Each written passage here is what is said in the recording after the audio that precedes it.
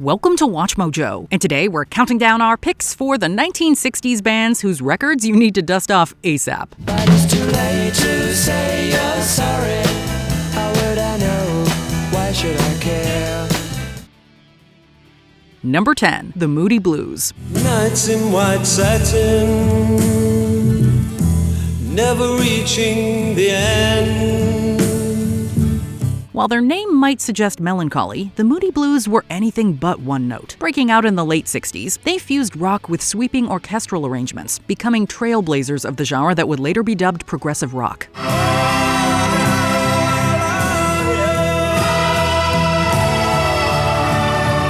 Their landmark 1967 album Days of Future Past didn't just give us the immortal Nights in White Satin. It showed how rock could be cinematic, layered, and ambitious without losing its soul.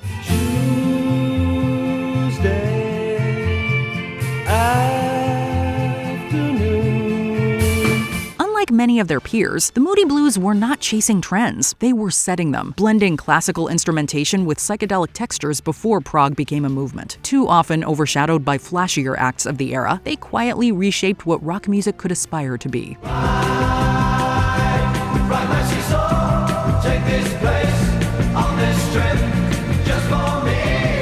Number 9, the Box Tops. Give me a ticket for an aeroplane. Ain't got time to take a fast train. If you know them at all, it's probably for the 2-minute blast of blue-eyed soul that is The Letter. Fronted by a teenage Alex Chilton, whose gritty, world-weary voice sounded decades older, the Memphis group churned out a string of soulful rock hits in the late 60s, blending pop hooks with stack-style grit. When she wrote me a letter, said she couldn't live without me no more. Tracks like Cry Like a Baby and Soul Deep proved they had staying power, even if they never garnered the long-term recognition of their peers.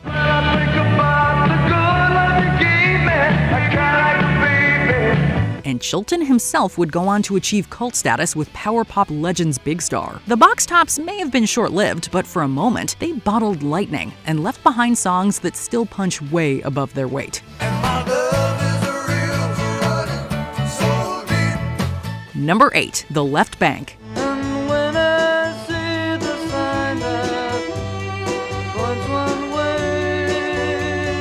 You might not recognize their name, but you have almost certainly heard their influence, or their hits. The Left Banke were originators of what critics eventually dubbed Baroque pop, a lush blend of rock, classic instrumentation, and intricate vocal harmonies.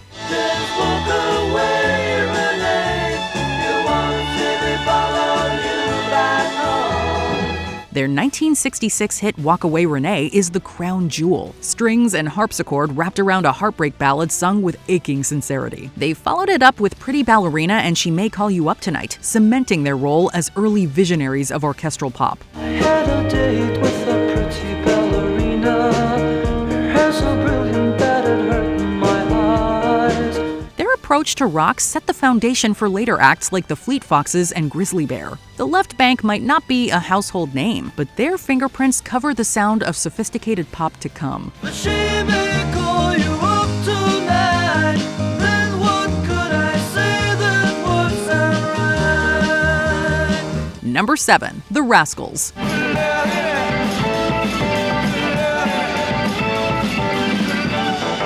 They broke through as the Young Rascals. By '68, the young was gone, but the muscle stayed. From the garage soul jolt of Good Lovin' to the breezy chart topper Groovin' and the idealism of People Got to Be Free, they folded Memphis and Motown grit into East Coast rock with an uncanny feel.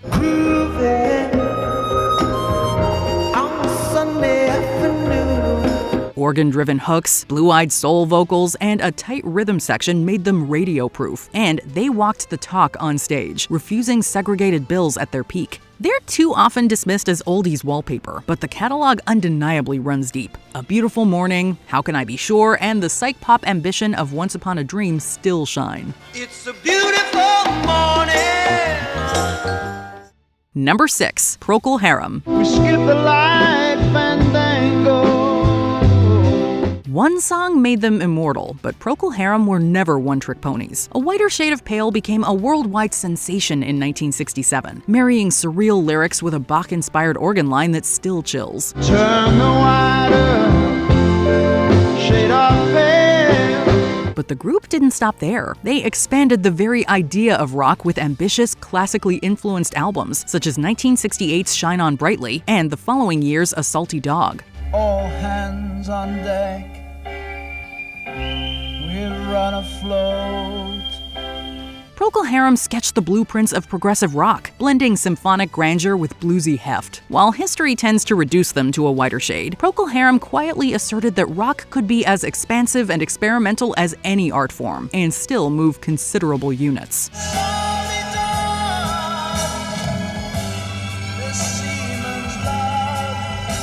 Number 5. The Animals. The Animals were far more than a one-hit folk rock curiosity. Bursting out of Newcastle with Eric Burdon's gravelly voice front and center, they injected raw grit into the British invasion, leaning heavier on R&B and blues than many of their poppier peers. Hits like It's My Life, We Gotta Get Out of This Place, and Don't Let Me Be Misunderstood gave working-class frustration a soundtrack, striking a chord on both sides of the Atlantic. While the Beatles and the Rolling Stones dominated the era's mythology, the Animals brought an intensity and edge that helped set the stage for harder rock to come. They may not be name-checked as often, but their influence still snarls through the decades. We gotta get out of this place. If it's the last thing we ever do. Number 4. The Yardbirds. I'd give you everything and more, and that's for sure.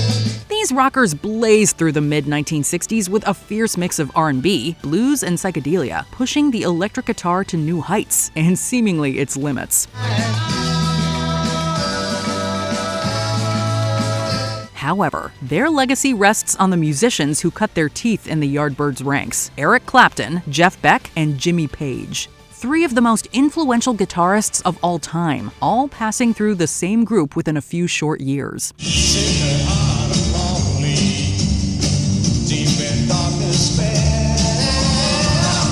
While the band itself never quite reached the mythic status of their best-known alumni, their experimentation with distortion, feedback, and improvisation laid the groundwork for hard rock and heavy metal. The Yardbirds might just be the best resume builder in rock history.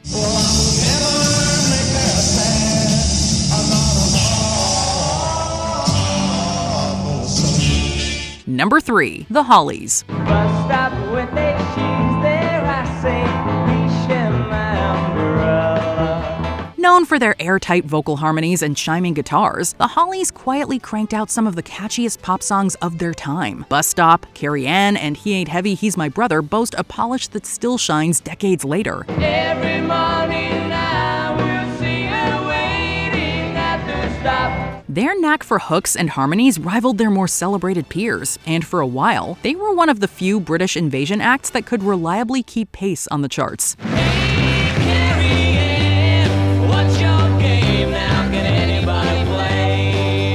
Oh, and let's not forget, they also launched Graham Nash, who would go on to even bigger fame with Crosby, Stills and Nash. Unlike most of their British invasion peers, the Hollies continued to perform music years, and we mean years after their contemporaries disbanded. He ain't heavy, he's my brother. Number 2. Love. When I was a boy, I thought about that I'd be a man. Love were every bit as visionary as their LA contemporaries The Doors, even if they never cracked the mainstream. Led by the brilliant but mercurial Arthur Lee, the band fused folk, garage rock, and psychedelia into something hauntingly unique. You can throw me if you want, I'm on my phone and I go boop, bip, bip, boop, bip, bip, yeah! Their 1967 masterpiece Forever Changes is often hailed as one of the greatest albums of the decade, an orchestral paranoid fever dream that captured both the beauty and the unease of the summer of love. I think that people are the greatest fun. Internal conflicts and Lee's unpredictable nature kept them from wider fame, but for those in the know, Love wasn't merely another 60s curiosity. They were the cult heroes who proved that the counterculture had a darker, stranger, and more brilliant edge. And I will be alone again tonight, my dear. Before we unveil our top pick, here are some honorable mentions. Paul Revere and the Raiders. Don't it seem like it's just keep getting harder to find, and all your kids ain't bringing you Spirit.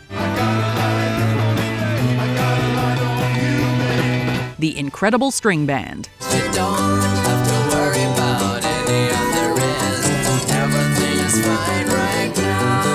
The Trogs.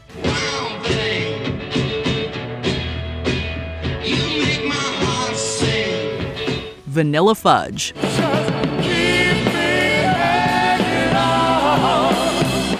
Before we continue, be sure to subscribe to our channel and ring the bell to get notified about our latest videos. You have the option to be notified for occasional videos or all of them. If you're on your phone, make sure you go into your settings and switch on notifications. Number 1. The Zombies. Well, no one told me about her, the way she lied. They arrived in the British invasion with hits like She's Not There and Tell Her No, but it was their swan song that sealed their legend. In 1968, the Zombies released Odyssey and Oracle, a psychedelic pop masterwork packed with lush harmonies, Baroque arrangements, and Time of the Season, one of the era's grooviest and most enduring singles. It's the time of the season when love runs high.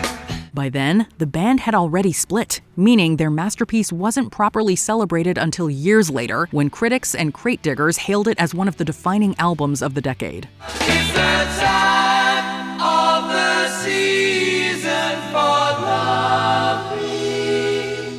While they never grabbed the cultural dominance of their peers, the Zombies left behind a body of work that rewards rediscovery. Whoever said there's anything wrong with resurrecting the past? Her eyes were clear and bright, but she's not there. Which 1960s band on our list is your favorite? Are there any hidden gems we missed? Be sure to let us know in the comments below.